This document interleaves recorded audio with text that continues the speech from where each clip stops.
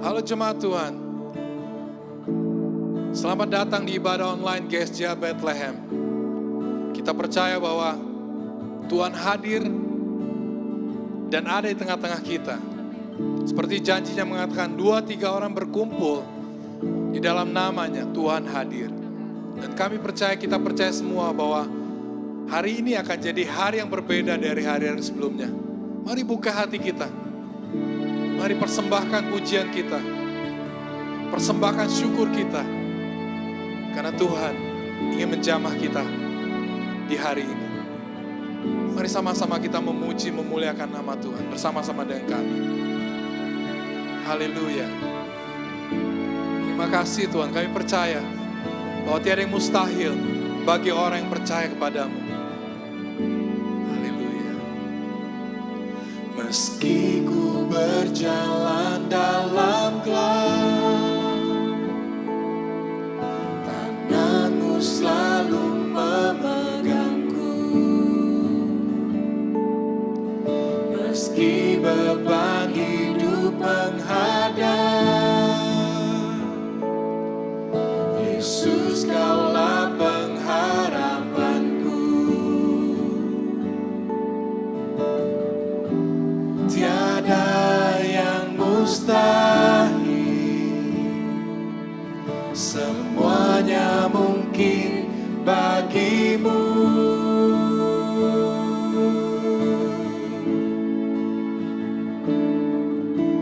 Ku percaya, ku percaya, saat ku berserah, ku percaya.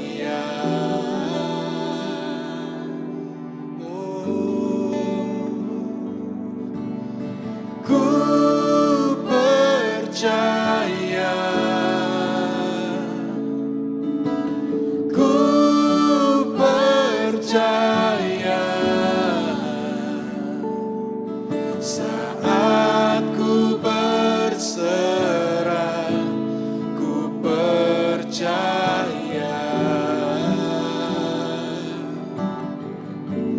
Ku percaya.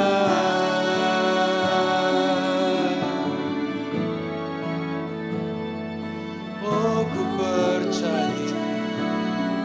Meski ku berjalan dalam gelap, tanganmu selalu memegangku. Meski ku berjalan dalam gelap, Amin, amin. tanganmu selalu memegangku. Amin Tuhan. Meski beban hidup menghadap, Yesus kaulah pengharapanku. Tiada yang mustahil, Tiada yang mustahil,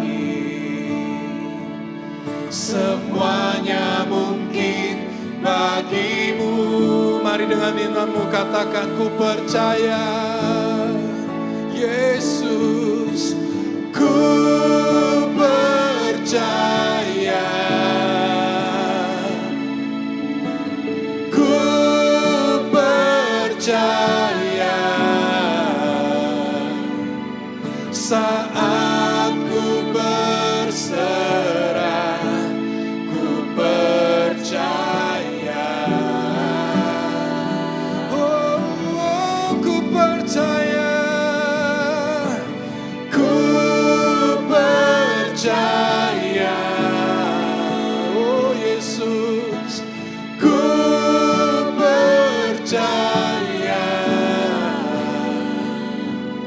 saat ku berserah, ku percaya. Ku percaya.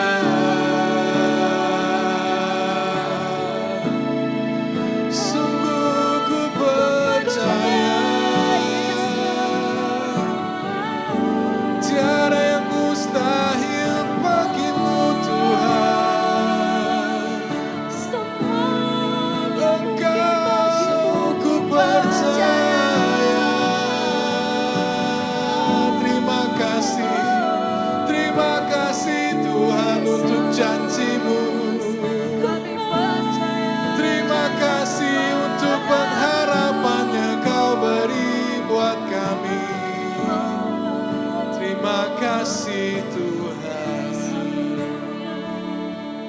Haleluya. Haleluya. Mazmur 37 ayat 5 mengatakan, serahkanlah hidupmu kepada Tuhan dan percayalah kepadanya, dan Ia akan bertindak. Saya mengajak kita semua, mari menyerahkan semua beban kita, menyerahkan semua pergumulan kita, dan membuka hati kita, memberikan itu kepada Tuhan. Mari sama-sama kita mengangkat tangan, katakan bersama dengan saya. Haleluya, Yesus. Aku berserah, aku berserah pada Yesus Juru Selamat. Aku berserah, aku berserah, aku berserah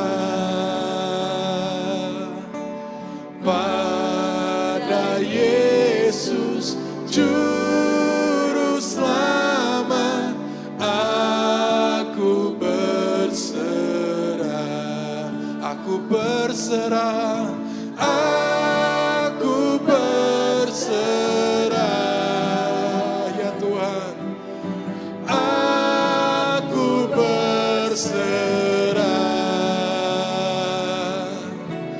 pada Yesus Juru Selamat.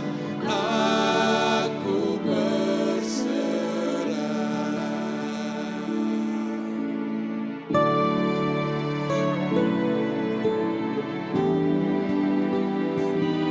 Yesus.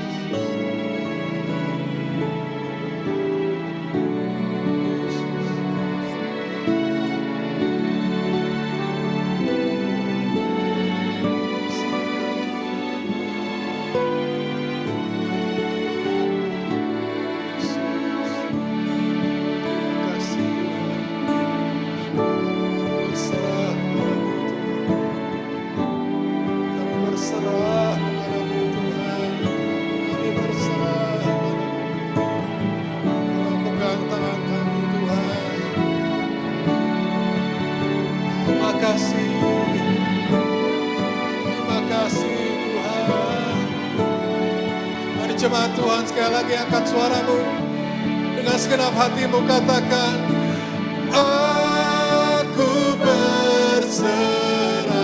Yes, yes. Aku berserah, ya Tuhan, pada Yesus Juru Selamat.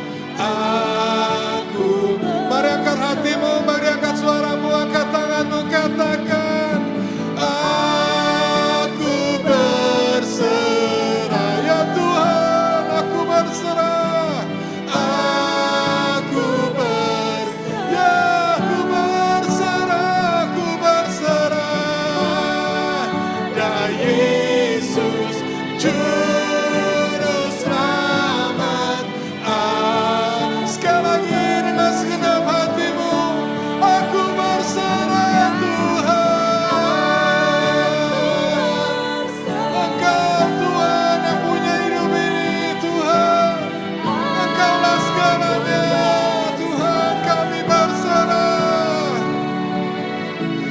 pada Yesus Juru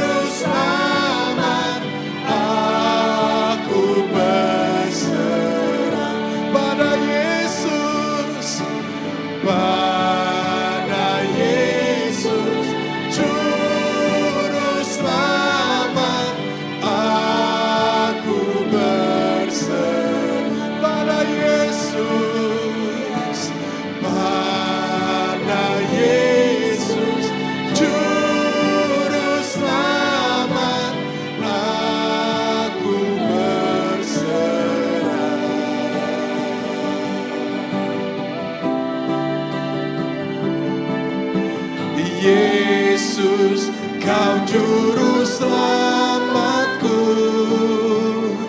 penolong di setiap masa dan waktu. Amin, amin. Yesus, Kau batu karangku, tak berkesudahan kasih Mari dengan imanmu katakan kepada Yesus, Tuhan juru selamatku. Yesus, Kau juru selamatku, penolong di setiap masa dan waktu. Amin. Yesus, Kau batu karangku, tak berkesudahan kasih setiamu, tak berkesudahan kasih setiamu padaku. Yesus, haleluya, haleluya, oh haleluya, Kau juru selamat kami. Haleluya, kami sungguh percaya Tuhan. Terima kasih, terima kasih, terima kasih Tuhan. Terima kasih, terima kasih Tuhan. Terima kasih. Kami sungguh bersyukur Tuhan, bahwa Engkau tidak pernah meninggalkan kami, bahwa Engkau Tuhan ada di setiap masa, ada di setiap waktu kami. Terima kasih Tuhan, terima kasih. Segala pujian, segala hormat, segala kemuliaan hanya bagi Yesus Tuhan, juru selamat kami. Terpujilah namamu, dalam nama Yesus kami menyembah-Mu. Terima kasih Tuhan. Amin. Amin. Selamat pagi Bapak Ibu Saudara sekalian. Nggak terasa kita sudah sampai di bulan Mei 2020. Saya percaya Bapak Ibu tetap berada dalam pemeliharaan Tuhan. Tuhan adalah tetap Tuhan yang baik dalam kehidupan kita semua. Selama 1 bulan kita akan berbicara mengenai sebuah tema besar yang disebut dengan responsibility. Jadi sebelumnya mari kita berdoa datang pada Tuhan sama-sama sebelum kita mulai perenungan firman Tuhan pada hari ini. Terima kasih buat kesempatan pada pagi hari ini Tuhan Yesus. Kau akan menolong kami semua sementara kami mendengarkan kebenaran firman-Mu, biar firman-Mu menguatkan, firman-Mu akan menyembuhkan, firman-Mu akan memulihkan, firman-Mu akan menegur, bahkan akan membawa kami kembali pada kehidupan yang seperti yang Kau inginkan. Terima kasih. Berbicara buat kami semua. Jamah setiap kami juga yang ada dimanapun kami berada, yang sedang nonton, sedang ikutin ibadah, dimanapun kami berada, Kau tetap akan menjamah mereka, Engkau akan tetap berbicara bagi kehidupan kami semua. Terima kasih Bapa yang baik, kami tetap percaya bahwa apa yang tidak pernah dilihat oleh mata, yang tidak pernah didengar oleh telinga, tidak pernah timbul dalam hati manusia, itu semua sudah Tuhan sediakan bagi kami anak-anak-Mu yang mengasihi Engkau. Terima kasih Bapa, terima kasih. Kami percaya bahwa kami akan terima segala yang terbaik yang surga sudah sediakan dalam kehidupan kami. Di dalam nama Tuhan Yesus, kami menyerahkan ini, kami ucap syukur. Haleluya. Amin. Amin. Sekali lagi pada pagi hari ini kita akan berbicara mengenai tema besar mengenai responsibility. Minggu lalu Pastor Daniel Yosava sudah berbicara mengenai responsibility. Bapak Ibu perlu dengar kembali, perlu lihat kembali di YouTube. Itu juga khotbah yang sangat relevan dengan apa yang saya juga akan sedang bicarakan pada kesempatan pada hari ini. Nah, responsibility itu tanggung jawab. Itu harusnya kita berawal mendasarinya dengan di sebuah pemahaman adalah gini. Kita tuh bukan pemilik kehidupan ini. Kita hanya pengelola dari kehidupan ini. Mazmur pasal yang ke-24 ayat yang pertama berkata begini Mazmur Daud. Tuhanlah yang mempunyai bumi serta segala isinya dan dunia serta yang diam di dalamnya. Punya pengertian bahwa gini, adalah Tuhan yang mempunyai seluruh bumi, itu termasuk kehidupan saya dan saudara loh. Termasuk kehidupan Bapak Ibu yang pada kesempatan pada pagi hari ini. Dan hal itu juga berarti bahwa kita ini bukan pemilik kehidupan, kita ini bukan owner dari kehidupan, kita cuman manajer dari kehidupan. Kalau dipakai bahasa sehari-hari, kita semua ini cuma ngontrak ada di dunia. Makanya mendasari mengenai responsibility tanggung jawab, kita harus mengerti betul akan hal ini bahwa kita cuma pengelola. Saya bukan pemilik kehidupan, saya bukan pemilik keluarga, saya bukan pemilik semuanya, tapi saya cuma pengelola aja. Diberi kepercayaan untuk mengelola, untuk memelihara kehidupan ini. Itu adalah sebuah landasan, itu adalah sebuah dasar yang saya dan saudara dan Bapak Ibu harus mengerti dan harus pahami bahwa kita hadir ke dunia bukan kita yang memiliki kehidupan, tapi kita adalah pengelola, kita adalah manajer, kita cuma dipercayakan untuk mengelola. Itu sebabnya firman Tuhan di Kejadian berkata waktu Tuhan ciptakan Adam dan Hawa, Adam ditaruh di Taman Eden untuk mengusahakan dan memelihara taman itu, betul. Karena memang pekerjaan dia adalah untuk memelihara Taman Eden. Sama itu juga dalam kehidupan saya dan saudara bahwa kita dipercayakan untuk memelihara kehidupan. Nah, hal yang akan saya bahas pada kesempatan pada pagi hari ini berbicara mengenai responsibility. Saya teringat dengan 10 perintah Tuhan di Keluaran pasal yang ke-20. Ayat yang pertama sampai ayat yang ke-17. Ada 3 bagian, ada 3 hal yang mau saya bagikan buat saudara. Ada 3 prinsip yang mau saya bagikan kepada Bapak Ibu saudara sekalian. Itu udah memberkati kehidupan saya. Dan saya akan terus jaga mengenai prinsip responsibility ini. Dan saya mau sharing buat Bapak Ibu saudara sekalian. Keluaran pasal 20 ayat pertama sampai ke-17. Itu berbicara mengenai 10 perintah Tuhan. Ya, kisah yang familiar, sebuah hal yang sangat familiar. Sangat hal yang sering banget untuk kita dengerin, apalagi kalau Bapak Ibu masuk dalam sekolah minggu. Hal ini menjadi hal yang sangat mendasar. Yang pertama, responsibility yang pertama, itu ditulis di Keluaran pasal 20 ayat 1 sampai 17 dan ada 10 perintah Tuhan. Saya bagi itu dengan perintah yang nomor 1 sampai dengan perintah yang nomor keempat. Jadi responsibility atau tanggung jawab pertama yang harus kita lakukan adalah tanggung jawab kita kepada Tuhan. Tanggung jawab saya sebagai pribadi kepada Tuhan. Minggu lalu Pastor Daniel Yosafat juga udah bicara mengenai ini. Responsibility kita kepada Tuhan. Itu yang paling pertama. Perintah nomor 1 sampai dengan yang keempat. Itu berbicara mengenai tanggung jawab kita kepada Tuhan. Itu prinsip yang paling pertama dalam kehidupan. Dan yang Pastor kemarin bagikan juga bahwa hubungan kita dengan Tuhan. Itu adalah tanggung jawab saya secara pribadi. Bukan diturunkan dari orang tua saya, bukan didapat dari nenek saya, tapi itu diturunkan secara pribadi. 1 Tawarik pasal 28 ayat yang ke-9. 1 Tawarik 28 ayat yang ke-9. Itu adalah kata-kata terakhir Daud. Sebelum Daud kemudian berpulang kembali ke rumah Bapa di sorga, dia memberikan kata-kata wasiat untuk anaknya Salomo. Dan kata-kata ini udah berbicara banyak buat saya. Udah saya pegang udah sejauh lama. Dan yang menarik adalah gini, Daud adalah raja terbesarnya Israel. Dia adalah salah seorang raja yang terhebat. Dan cuma ada 2-3 orang di Alkitab yang ditulis berkenan kepada Tuhan. Daud, ya salah satu yang ditulis berkenan kepada Tuhan. Henok berkenan kepada Tuhan. Dan yang terakhir adalah Yesus Kristus. Cuma ada 3 orang yang punya kategori di label berkenan kepada Tuhan. Dan salah satunya adalah Daud.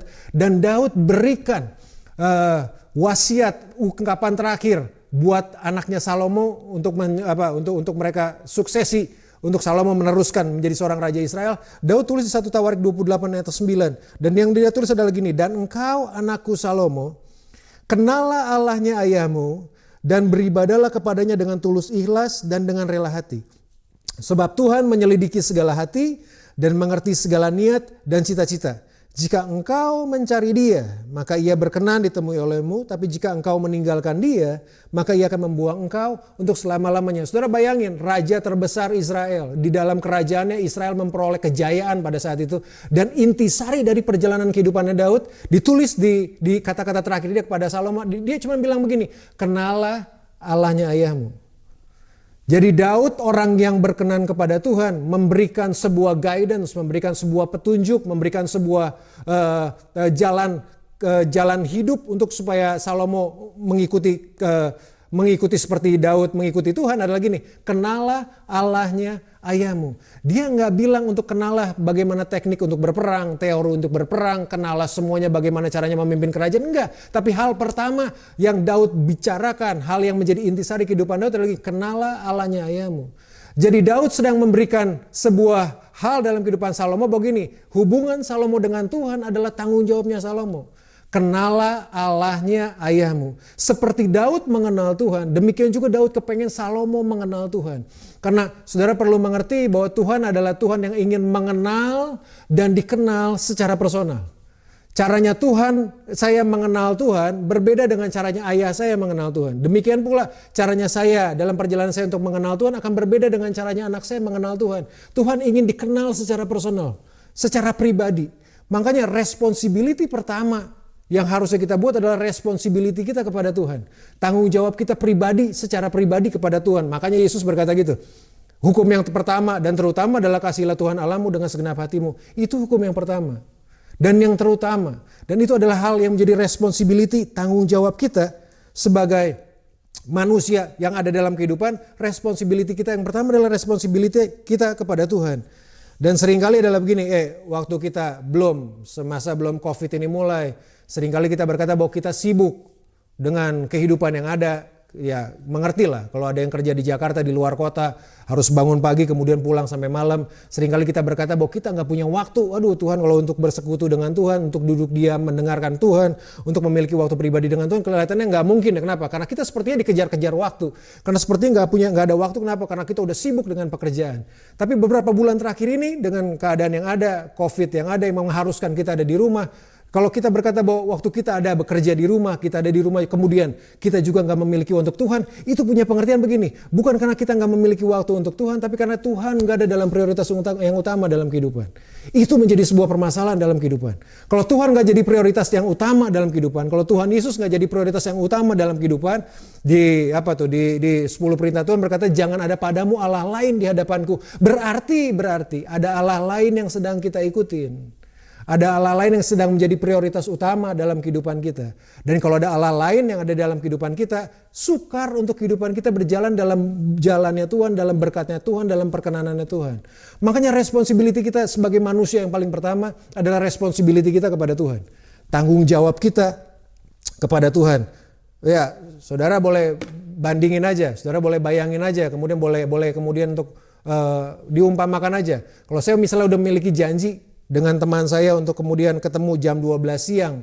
Untuk ketemu ya sekedar untuk makan siang kemudian ngobrol. Kemudian tiba-tiba bos saya pada saat yang sama berkata bahwa jam 12 siang bos saya akan kepengen untuk ketemu dengan saya. Nah siapa yang harus kita pilih? Apakah kita akan pilih tetap makan siang dengan teman kita atau kita akan ketemu kepada bos kita? Ingat loh, keputusan yang kita ambil itu menggambarkan prioritas hidup kita. Kalau saudara berkata prioritas kita adalah bos kita, makanya yang kita akan dahulukan adalah bos kita. Dan memang seharusnya adalah bos kita. Kenapa? Karena dia yang mempekerjakan kita kok. Dia yang membuat kita memiliki nafkah kok. Dia yang memberi kita gaji kok. Dia yang memberi kita penghasilan kok. Harusnya itu yang terjadi dalam setiap kehidupan kita. Harusnya kalau Tuhan udah bilang kalau dia kepengen untuk ketemu kita, harusnya prioritas utama adalah dia, bukan yang lain. Remember, keputusan kita akan selalu menggambarkan prioritas dalam kehidupan kita. Responsibility yang pertama adalah responsibilitas kita kepada Tuhan. Yang saya suka temukan dan saya suka alamin adalah yang lucu kayak begini. Kita nggak pernah tanya Tuhan kalau kita mau memutuskan sesuatu. Kita nggak pernah tanya Tuhan, kita nggak pernah konsultasi sama Tuhan, nggak pernah duduk untuk berdoa, tanya apa yang menjadi kehendak Tuhan waktu kita berada dalam persoalan. Kita ngambil keputusan dengan begitu aja. Kemudian ketika kita mentok berhadapan dengan kesulitan, orang pertama yang disalahin adalah selalu Tuhan. Buat saya itu konyol. Dan itu saya alamin sih.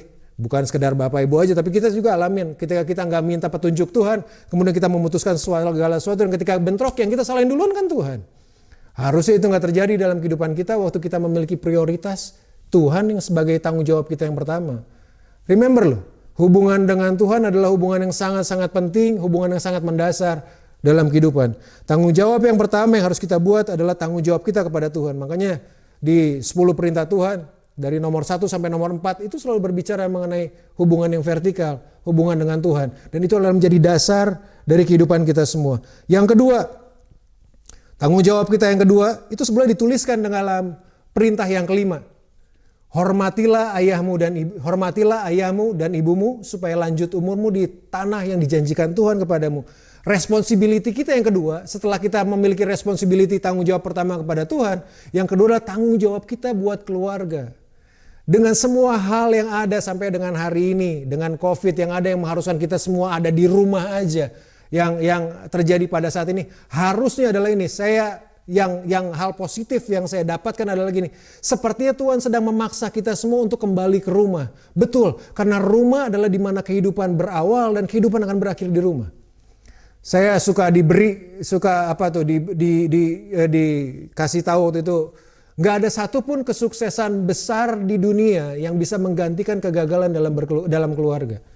Hubungan tanggung jawab kita dalam keluarga itu menjadi responsibility kita yang kedua, yang harusnya setiap manusia ikutin, yang harusnya setiap kita lakukan. Responsibility kita kepada keluarga. Betul bahwa semua kita kan lahir dari keluarga.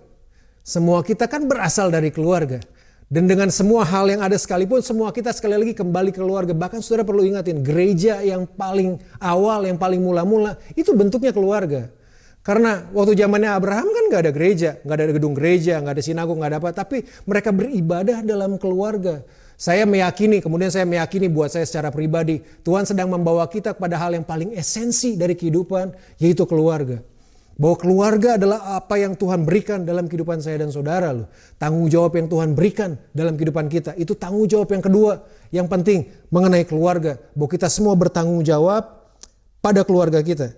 Mengerti? Saya seorang pengerja, seringkali kita juga sibuk dengan semua pekerjaan kita. Berapa banyak kita juga bilang, ya kita akan bekerja untuk menafkahi keluarga. Betul, saya setuju. Memang itu apalagi panggilan kita sebagai suami, panggilan kita sebagai seorang ayah untuk memberi nafkah buat keluarga kita. Tapi saudara perlu mengerti loh, bahwa kita nggak dipanggil untuk sekedar memberi nafkah, mencari nafkah. Mencari nafkah itu bukan sekedar untuk menyediakan materi doang buat keluarga. Mencari nafkah juga punya pengertian bahwa kita hadir dalam kehidupan keluarga kita. Bukan sekedar materi yang diberikan buat anak kita. Betul, kita memerlukan uang. Betul, kita memerlukan semua yang kita butuhkan untuk bayar segala sesuatu. Tapi ada hal yang lebih penting daripada sekedar itu. Anak kita bukan sekedar butuh uang, anak kita juga butuh kasih sayang. Anak, istri, semuanya, keluarga, apalagi keluarga dekat kita adalah betul mereka membutuhkan sesuatu supaya dapur tetap membul. Tapi di atas semua itu ada jauh yang lebih penting bahwa mereka membutuhkan kehadiran kita. Sebagai suami, sebagai seorang ayah, itu adalah tanggung jawab kita dalam keluarga. Tanggung jawab dalam keluarga bahkan itu yang Tuhan inginkan dalam 10 perintah Tuhan. Itu adalah perintah yang kedua. Supaya kita juga memiliki tanggung jawab dalam keluarga. Kita sebagai pria, sebagai suami, sebagai ayah, kita nggak dipanggil untuk sekedar menyediakan waktu untuk keluarga. Tapi juga untuk bukan sekedar menyediakan nafkah untuk keluarga, tapi juga untuk menikmati waktu-waktu tersebut dengan keluarga. Kalau saudara bekerja dari Senin sampai ketemu Senin, kapan saudara bisa nikmatin waktu saudara bersama dengan keluarga? Nggak mungkin kan? Dan remember loh, Tuhan memberikan kita seorang hakim yang adil, sebuah hakim yang adil yang disebut dengan waktu. Dan saudara nggak akan pernah bisa kembalikan waktu. Nggak akan pernah. Miliki prioritas. Yang kedua, tanggung jawab kita kepada keluarga. Hal praktisnya, dengan semua hal yang ada, dengan semua hal yang kejadian seperti kayak begini, coba luangin waktu untuk berdoa bersama dengan keluarga as a family. Merenungkan waktu membaca firman Tuhan, yes, as a family. Karena kita punya sebuah perkataan bahwa gini, family that prayers together always stays together. Keluarga yang berdoa bersama-sama akan selalu terikat sama-sama sebagai sebuah keluarga. Luangkan waktu praktek ini berdoa bersama dengan istri dan anak-anak. Dan saya nggak tahu kapan saudara terakhir untuk melakukan hal itu. Dan jangan-jangan sebuah hal positif yang Tuhan inginkan juga dengan semua keadaan yang ada untuk kita belajar untuk kembali lagi pada hal yang paling mendasar. Berdoalah bersama dengan istri dan anak saudara. Berdoalah dengan keluarga saudara. Mulai baca Alkitab sama-sama. Renungin Alkitab sama-sama. Ya, bermain bersama-sama. Betul. Main sama-sama juga boleh. Ya, memang itu bagian dari keluarga. Ya kalau saudara mau nonton sama-sama. Boleh, gak masalah kan. Gak ada yang berdosa tentang hal kayak begitu. Tapi do it as a family. Karena itu adalah responsibility kita kepada Tuhan. 1-4 tanggung jawab kita kepada Tuhan. Yang kedua adalah tanggung jawab kita kepada keluarga. Mazmur 127 ayat yang ke-1 berkata begini. Nyanyian ziarah Salomo. Jikalau bukan Tuhan yang membangun rumah, sia-sialah usaha orang yang membangunnya. Jikalau bukan Tuhan yang mengawal kota, sia-sialah pengawal berjaga-jaga. Bahkan Tuhan aja memiliki keinginan untuk membangun rumah kita. Tanggung jawab kita yang kedua, yang berbicara mengenai keluarga, izinkan Tuhan juga berada dalam keluarga kita. Izinkan kita sebagai suami, sebagai ayah, sebagai istri, sebagai anak, sebagai menantu, sebagai orang tua. Dalam waktu-waktu yang kita pakai sering ada di rumah ini, izinkan Tuhan juga ada di sana gitu. Lewat semua hal yang kita kerjakan, mau saudara masak sama-sama, main sama-sama, berdoa sama-sama, izinkan Tuhan juga tetap hadir di sana dan Dia kepengen untuk hadir di sana. Dan tanggung jawab itu munculnya dari saya. ya tanggung jawab itu muncul dari kehidupan kita semua. Tanggung jawab kita secara pribadi kepada Tuhan. Kemudian yang kedua adalah tanggung jawab kita kepada keluarga.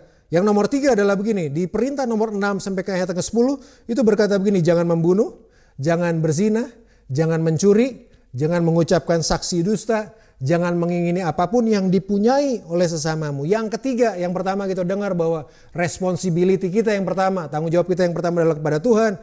Yang kedua adalah tanggung jawab kita kepada keluarga. Itu adalah hal yang paling penting. Yang penting juga yang ketiga adalah tanggung jawab kita, responsibility kita kepada sesama.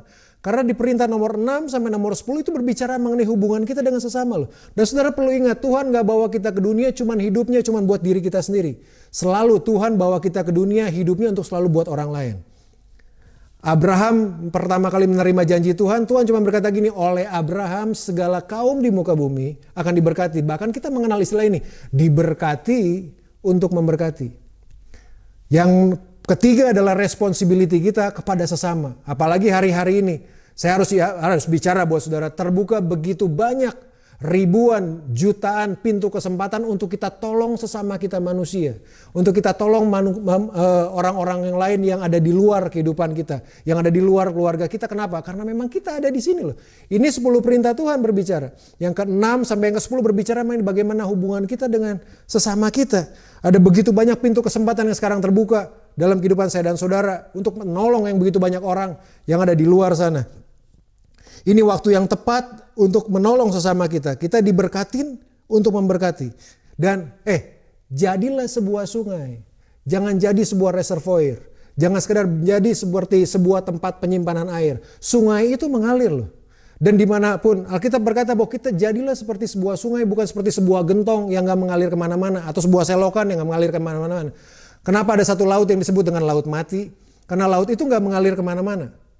Makanya disebut mati. Kenapa? Gak ada makhluk hidup yang bisa hidup di dalamnya mati. Kalau kehidupan kita hanya terfokus kepada diri kita, bukan kepada orang lain, kehidupan kita hanya melulu berbicara mengenai saya, dan saya, jangan-jangan kita sedang bergerak mendekati kematian kita.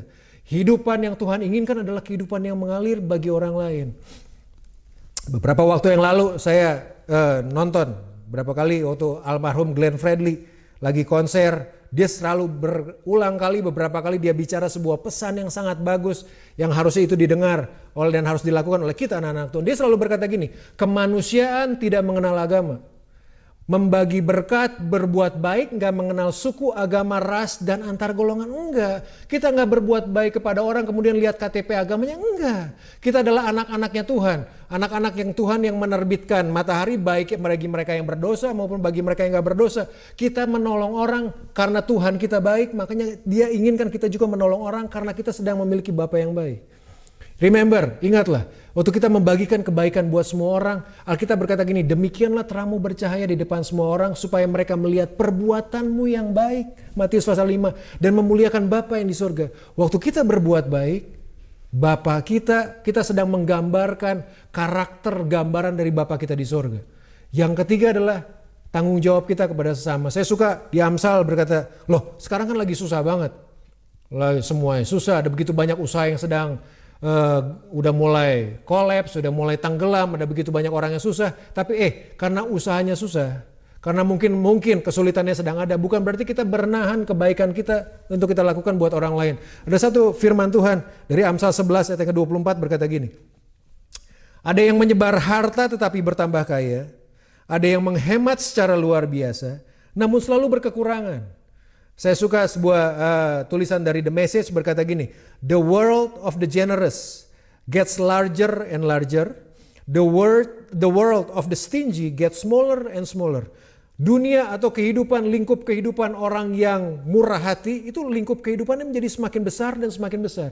Tetapi sebaliknya, lingkup kehidupan orang yang pelit, kehidupan akan menjadi semakin kecil. Kalau saya kepengen hidup saya menjadi besar.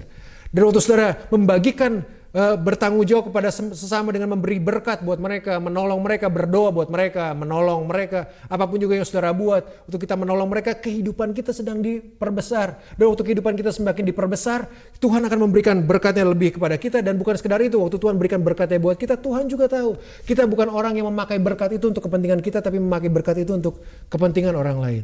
Ingatlah, Waktu kebaikan itu kita bagikan buat orang lain, di sanalah kehidupan kapasitas kita sedang diperbesar oleh Tuhan. Responsibility kita yang ketiga adalah responsibility kita kepada sesama kita, kepada orang-orang yang sedang membutuhkan yang ada di sekitar kita. Ingat, prinsipnya cuma satu. Urutannya dengan sangat jelas. Responsibility yang pertama adalah kepada Tuhan, tanggung jawab saya kepada Tuhan, pribadi saya kepada Tuhan. Yang kedua adalah tanggung jawab saya kepada keluarga, orang-orang yang dekat dengan saya, orang-orang keluarga saya. Yang ketiga adalah tanggung jawab kita kepada sesama kita. Tanggung jawab kita kepada orang-orang di sekitar kita. Dan saya harus beritahu, waktu saudara menaburkan kebaikan pada kehidupan orang-orang, mereka akan melihat bahwa Bapa yang kita sembah adalah Bapa yang baik. Mereka akan melihat gambarnya Tuhan adalah Bapa yang penuh kasih dalam kehidupan kita semua. Saya akan akhiri dengan sebuah apa menjadi perenungan saya selama beberapa hari ini, selama mempersiapkan kemah khotbah ini, sambil kita berbicara mengenai responsibility. Jangan memanfaatkan orang lain untuk kepentingan hidup kita. Karena itu yang perintah Tuhan yang nomor 6 sampai nomor 10 itu berbicara mengenai sama. Jangan memanfaatkan orang lain untuk kepentingan hidup kita. Sebaliknya, manfaatkan hidup kita untuk kepentingan orang lain. Sekali lagi, jangan memanfaatkan orang lain untuk kepentingan hidup kita. Tetapi sebaliknya manfaatkan hidup kita untuk kepentingan orang lain. Responsibility kita, satu kali nanti Tuhan akan minta pertanggungjawaban kita akan apa yang sudah Dia berikan kehidupan di dunia ini. Dan saya mau waktu kita dipanggil sama-sama datang kepada Tuhan, Tuhan cuma berkata, sabas, baik, karena good and my faithful servant. Sabaslah engkau hambaku yang baik dan setia, karena kita sedang melakukan kehendak Tuhan dalam kehidupan kita semua. Responsibility kita yang pertama, sekali lagi responsibility kita kepada Tuhan. Yang kedua responsibility kita kepada keluarga. Yang ketiga adalah responsibility kita kepada sesama. Jangan tahan kebaikan yang kita berikan buat orang lain. Jangan, walaupun keadaannya sulit, percayalah. Tuhan kita adalah Tuhan yang tahu bahwa waktu kita memberi dan menyalurkan berkat itu keluar dari kehidupan kita, Tuhan akan memberikan yang lain dalam kehidupan kita semua. Waktu kita berani untuk memberikan apa yang kita miliki kepada orang lain, Tuhan akan memberikan apa yang tidak kita miliki ke dalam tangan kita. Jangan, sekali lagi, kalau Tuhan kita memberikan apa yang kita miliki kepada orang lain, Tuhan akan memberikan apa yang tidak kita miliki kepada tangan kita. Karena Dia tahu kita anak-anaknya bukan anak-anak yang pelit, kita adalah orang-orang yang generous. Marilah responsible, bertanggung jawablah pada kehidupan kita, dan itu mari harus dimulai dengan sekarang. Harus dimulai dari kehidupan kita sebagai pribadi, kemudian kepada keluarga, dan juga kehidupan kepada sesama. Mari kita datang pada Tuhan sebelum kita akhiri kebaktian ibadah pada pagi hari ini. Terima kasih Tuhan Yesus buat kesempatan pada pagi hari ini.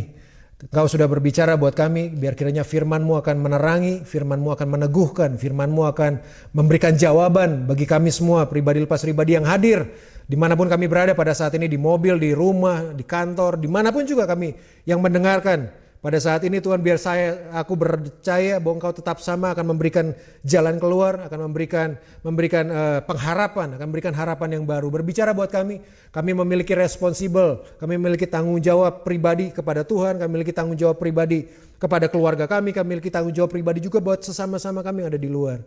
Terima kasih Bapak yang baik, kami mengucap syukur. Berbicaralah buat kami, Kau akan menolong pribadi lepas pribadi pada pagi hari ini. Terima kasih Tuhan Yesus, dalam nama Yesus, kami menyerahkan dunia, kami mengucap syukur. Amin. Kalau ada di antara Bapak Ibu yang sedang nonton, teman-teman saudara yang lagi nonton, yang lagi dengar akan pemberitaan firman pada pagi hari ini. Kalau ada di antara saudara yang mungkin sudah berjalan jauh daripada Tuhan. Tuhan itu serius waktu Dia berkata Dia mengasihi kita. Tuhan itu serius dan Dia buktikan keseriusannya dengan mati di kayu salib. Kalau Bapak Ibu udah mulai jauh daripada Tuhan, udah mulai bergerak jauh daripada Tuhan, pagi hari ini, kalau saudara mau mengambil keputusan, kalau Bapak Ibu mengambil keputusan untuk terima Tuhan sebagai Tuhan dan Juru Selamat dalam kehidupan saya dan saudara, dalam kehidupan saudara secara khusus, mari kita berdoa sama-sama. Ikutin saya berdoa. Tuhan Yesus, pagi hari ini, setelah mendengar firman-Mu, saya mau menerima Engkau sebagai Tuhan dan Juru Selamat. Jadilah Raja dalam kehidupan saya.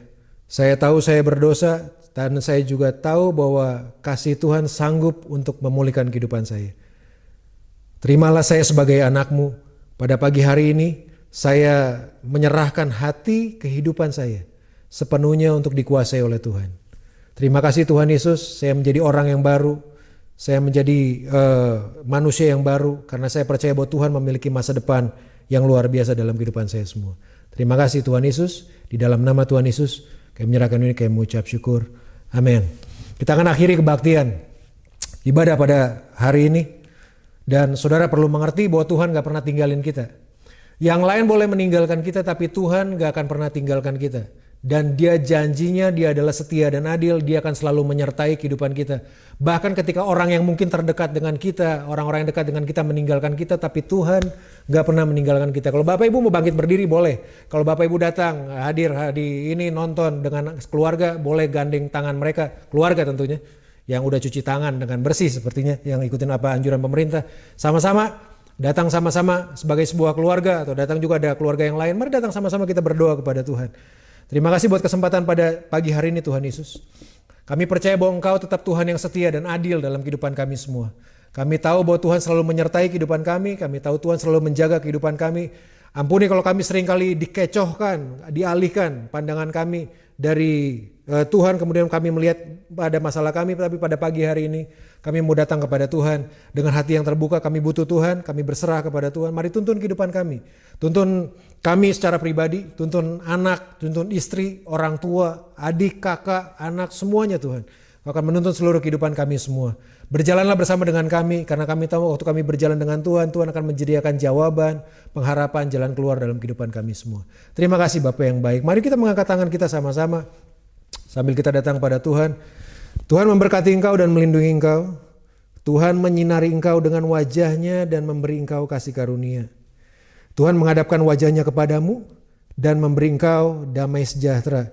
Saudara bisa pulang, saudara bisa beraktivitas dengan mengetahui bahwa Tuhan berserta menyertai kehidupan kita 24 jam sehari, 7 hari dalam seminggu. Tuhan selalu ada dalam kehidupan kita semua. Karena Tuhan Yesus selalu menyertai kita, oleh karena itu mari berfikirlah, percayalah kita adalah orang-orang yang lebih dari pemenang, berfikirlah sebagai orang yang menang, berkata-katalah sebagai orang yang menang, bertindaklah sebagai seorang pemenang, hiduplah sebagai seorang pemenang. Tuhan Yesus memberkati kehidupan saya dan saudara, dalam nama Yesus. Amin. Selamat datang di Bethlehem News. Terima kasih telah menyaksikan ibadah online GSJA Bethlehem. Bagi Bapak Ibu Saudara yang ingin menyampaikan kesaksian yang dapat membangun kehidupan sesama, ingin menyampaikan permohonan doa, ataupun ingin di follow up lebih lanjut oleh kami, bisa menghubungi nomor berikut ini. Kami akan tetap hadir untuk Bapak Ibu Saudara melalui firman Tuhan yang akan disampaikan setiap harinya melalui This is the Living Word. Untuk mempermudah Bapak Ibu Saudara dalam memberikan persembahan dan perpuluhan, bisa diberikan dengan cara transfer ke nomor rekening berikut ini.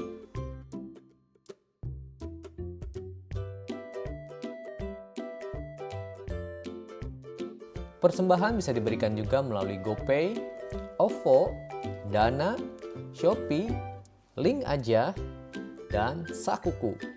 Dengan cara men-scan QR Code berikut ini dan masukkan nominal yang akan diberikan. Berikut adalah daftar UMKM Bethlehemers.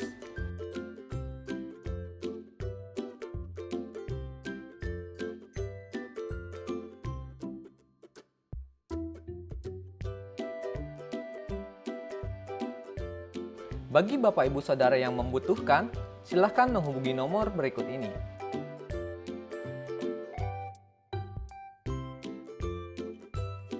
GSJA Bethlehem melalui HBLM Rescue akan mengadakan pelayanan dapur umum dan lumbung yang bekerja sama dengan beberapa kelurahan terdekat. Oleh karena itu, gereja tetap membuka donasi untuk jemaat agar dapat berpartisipasi dalam pelayanan HBLM Rescue ini. Bantuan dana dapat ditransfer ke nomor rekening berikut ini dengan mencantumkan berita sosial 19. Apabila jemaat ingin melakukan transfer lewat ATM, dapat menyertakan kode unik angka 19 pada nominal jumlah yang akan ditransfer. Doa puasa Pentakosta akan diadakan pada tanggal 22 sampai dengan tanggal 31 Mei 2020. Jangan lewatkan pengajaran firman Tuhan selama 5 menit setiap harinya mulai jam 6 sore di YouTube GSJA Bethlehem. Nantikan informasi selanjutnya melalui sosial media GSJA Bethlehem. Sehat selalu, Tuhan Yesus memberkati. Sekian Bethlehem News edisi hari ini. Teruslah mendemonstrasikan Yesus kepada dunia dengan cara yang dinamis dan kreatif.